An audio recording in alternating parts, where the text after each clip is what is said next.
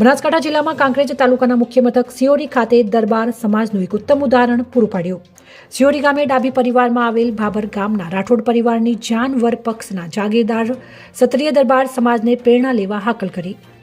બનાસકાંઠા જિલ્લામાં કાંકરેજ તાલુકાના મુખ્ય મથક સિયોરી ખાતે ડાભી દરબાર વજાની પાર્ટીમાં દીકરાની જાન લઈને આવેલા ભાભરના રાઠોડ દરબારે કર્યાવર અને ચાંદલાની રકમ પરત કરીને માત્ર લક્ષ્મી રૂપે દીકરીનો સ્વીકાર કરી દરબાર સમાજને નવી રાહ ચીંધી છે. ત્યારે સમગ્ર જાગીરદાર રાજપૂત સમાજ માટે ગૌરવની લાગણી છવાઈ છે.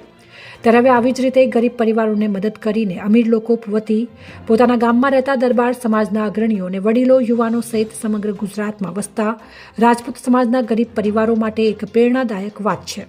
ત્યારે ભાભરના રાઠોડ નાગરાજ સિંહ નાથુભાના કુંવર ઋષિરાજ સિંહની જાન કાંકરેજ તાલુકાના મુખ્ય મથક સિયોરી ખાતે ડાભી સિદ્ધરાજ સિંહ ધનસિંહના ઘરે એમની કુંવરી બાને પરણવા માટે આવી હતી. જેમાં સૌથી અગત્યની બાબત વિશે વાત કરીએ તો રાજપૂત સમાજના અગ્રણીઓ અને વડીલો સહિત ગોર મહારાજની હાજરીમાં બંને વેવાઈ દ્વારા કર્યાવરનો વ્યવહાર કરતા હતા.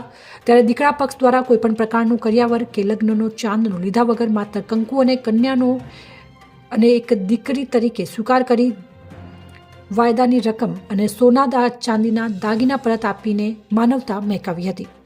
અહેવાલ રામજીભાઈ રાયગુર, કાંકરેજ, બનાસકાંઠા.